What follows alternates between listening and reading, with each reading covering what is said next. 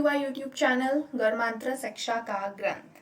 मैं हूं आपकी एजुकेटर निधि दुआ and I warmly welcomes you at this platform. So guys, hopefully आप लोग अच्छे हैं, आप लोग सेफ हैं। जैसा कि आप सब जानते हो, पेंडेमिक की सिचुएशन चल रही हैं, चीज़ें बिल्कुल अच्छी नहीं है, लेकिन फिर भी आपको आपका काम करते रहना है, आपको डेली स्टडी करते रहना है। डेली आपको लेक्चर्स प्रोवाइड हो रहे हैं, डिकोडिंग एनसीईआरटी क्लास 11th, इसके बाद हम क्लास 12th की एनसीईआरटी को डिकोड करेंगे। तो बेसिकली बहुत छोटे छोटे लेक्चर्स हैं एंड आज का लेक्चर भी काफ़ी छोटा होने वाला है। हमने पिछले लेक्चर्स में प्लांट किंगडम स्टार्ट कर लिया था एंड आज हम प्लांट किंगडम को सक्सेसफुली कंप्लीट कर लेंगे। ओके, तो आज का जो हमारा टॉपिक है that will be plant life cycle and alternation of generation. तो हम आज के टॉपिक के अंदर काफी 3 टाइप की लाइफ साइकिल्स पढ़ेंगे। And now alternation of generation का मतलब क्या है? Alternation of generation is the type of life cycle. Alternation of generation एक टाइप की लाइफ साइकिल है जो कि प्लांट्स के अंदर अकर करती है, ठीक है, और जिनके पास distinct haploid sexual and diploid asexual stages होते हैं, ठीक है, या बोल सकते हो। ओके, तो अब अगर हम बात करें बेसिकली, तो प्लांट्स जो होते हैं उनके पास हैप्लॉइड और डिप्लॉइड सेल्स दोनों ही होते हैं, जो कि माइटोटिकली डिवाइड करते हैं with the help of mitosis, ठीक है। और the haploid plant produces gametes by mitosis. Haploid plant जो है मतलब ऐसा प्लांट जिसकी प्लॉइडी n है, उस प्लांट के अंदर गैमीट्स प्रोड्यूस होते हैं with the help of mitosis. This plant body represents a gametophyte. मतलब ऐसे प्लांट बॉडी जिसके अंदर haploid cells, haploid plant body gametes को फॉर्म कर रही है with the help of mitosis, ऐसे प्लांट को गैमेटोफिटिक जनरेशन या फिर गैमेटोफाइट रिप्रेजेंट करता है, ठीक है। Following fertilization the zygote also divides by mitosis. और फर्टिलाइजेशन होने के बाद जायगोट भी जो होता है वो माइटोसिस के थ्रू डिवाइड करता है to produce a diploid sporophytic plant, ठीक है। Haploid spores are produced by this plant body by meiosis. और हैप्लॉइड स्पोर्स जो होते हैं वो प्लांट बॉडी के थ्रू बनाए जाते हैं with the help of a process that is meiosis. Meiosis को आप बोलते हो रिडक्शन डिवीजन, ठीक है। Thus in turn divide by mitosis to form haploid plant body once again. मतलब ये साइकिल रिपीट होती रहेगी। Thus during life cycle of any sexually reproducing plant there is an alternation of generation. पहले haploid generation, then diploid, then haploid generation, इस तरीके से, ठीक है, between gamete producing haploid gametophyte and spore producing diploid sporophyte. Important क्या है? gametophytic generation के gametophytic generation की अगर आप बात करोगे तो ऑल्टरनेशन ऑफ जनरेशन के अंदर between gamete producing haploid gametophyte और स्पोर प्रोड्यूसिंग डिप्लॉइड स्पोरोफाइट, ठीक है। However different plant groups as well as individual representing them differs in the following patterns. अब हम 3 तरीके की लाइफ साइकिल देखेंगे। सबसे पहली लाइफ साइकिल है स्पोरोफिटिक जनरेशन, ठीक है, या फिर हैप्लॉन्टिक लाइफ साइकिल। क्या बोलोगे आप? सबसे पहली लाइफ साइकिल है haplontic life cycle. Sporophytic generation is represented only by single cell zygote. Sporophytic generation जो है, डिप्लॉइड जनरेशन जो है, वो केवल और केवल एक सेल के थ्रू शो की जाएगी, जायगोट के थ्रू। मतलब ऐसी लाइफ साइकिल जिसके अंदर केवल और केवल जायगोट ही होगा जो कि 2n प्लॉइडी शो करेगा। There are no free living sporophyte और no free living sporophyte होगा, ठीक है। Meiosis in zygote results in the formation of haploid spores. Haplontic life cycle के अंदर zygote के अंदर meiosis होगा।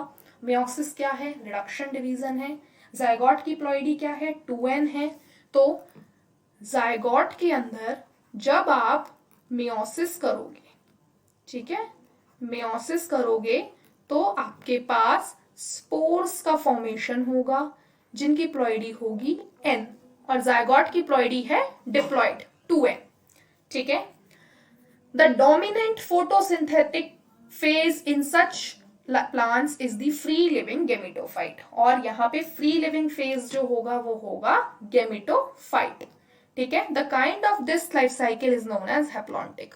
मतलब आप कंक्लूड क्या कर सकते हो हैप्लॉन्टिक लाइफ साइकिल के अंदर कि फ्री लिविंग गेमेटोफाइट होगा और नो फ्री लिविंग स्पोरोफाइट होगा। जायगोट के अंदर जैसे ही मियोसिस होगा स्पोर्स का फॉर्मेशन हो जाएगा। ठीक है, इसके अलावा एग्जाम्पल्स याद रखने हैं। अब हैप्लॉन्टिक लाइफ साइकिल जो होती है वो मेजरली एल्गी के थ्रू शो की जाती है। जितने भी आपकी एल्गीज हैं, एग्जाम्पल क्या क्या है, मैनी एल्गी सच एज वॉलवक्स। आपने देखा था वॉलवक्स कैसा था, वॉलवक्स आपका कॉलोनियल था, आपने पढ़ा था। Spirogyra and some species of chlamydomonas, ये तीनों ही एल्गी है। तो आप याद रख सकते हो haplontic life cycle are shown by majorly by algae, लेकिन एक्सेप्शन भी आएगा, वो आप अभी फर्दर देखोगे। ठीक है, तो ये बात हो गई आपकी हैप्लॉन्टिक लाइफ साइकिल की। हैप्लॉन्टिक लाइफ साइकिल देखो डायग्राम, यहाँ पे गेमेटोफाइट, गेमेटोफाइट्स आपके गेमेटोजेनेसिस हुए। ठीक है, गेमेटोजेनेसिस के बाद दोनों टाइप के गैमीट बने, मेल फीमेल, फिर सिनगैमी हुई जिसे आप फर्टिलाइजेशन बोलते हो या फ्यूजन बोलते हो। उसके बाद जायगोट का फॉर्मेशन हुआ जिसकी प्लॉइडी है 2n। फिर जायगोट के अंदर मियोसिस हुआ, मियोसिस के बाद स्पोर्स बने जिनकी प्लॉइडी है n।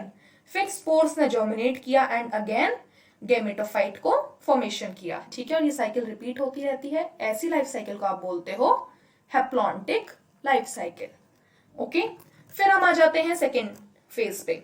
सेकेंड लाइफ साइकिल क्या है, सेकेंड लाइफ साइकिल है हमारे पास डिप्लॉन्टिक लाइफ साइकिल।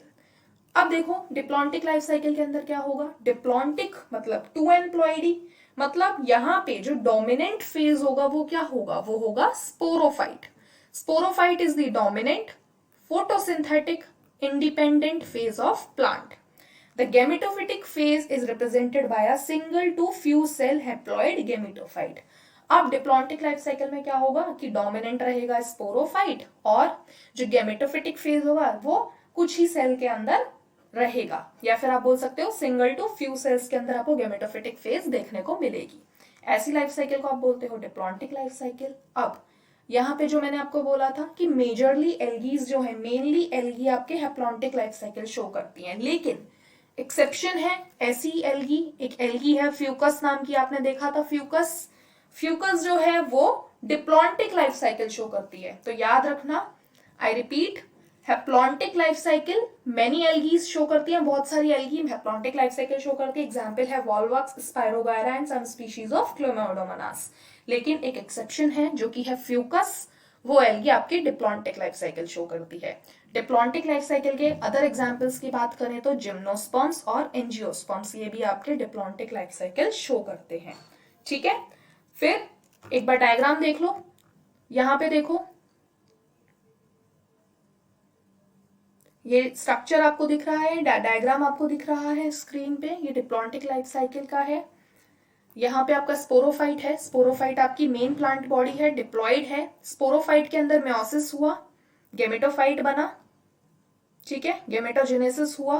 गेमेटोजेनेसिस क्या है, गेमेटोजेनेसिस में गेमीट्स फॉर्म हुए, सिनगैमी हुआ, सिनगैमी के बाद जायगोट का फॉर्मेशन हुआ, फिर आपका जायगोट से स्पोरोफिटिक वापस से।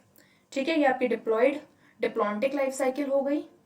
ओके, नाउ थर्ड बात करें अगर हम, तो फिर थर्ड टाइप की लाइफ साइकिल हमारे पास आती है हैप्लोडिप्लॉन्टिक लाइफ साइकिल। अब देखो हैप्लोडिप्लॉन्टिक लाइफ साइकिल का मतलब क्या है, सबसे पहले एग्जांपल याद करो। हैप्लोडिप्लॉन्टिक लाइफ साइकिल जो है वो ब्रायोफाइट्स और टेरिडोफाइट्स शो करते हैं। ठीक है, अब आपने क्या देखा, ब्रायोफाइट्स और pteridophytes haplodiplontic life cycle show करते हैं।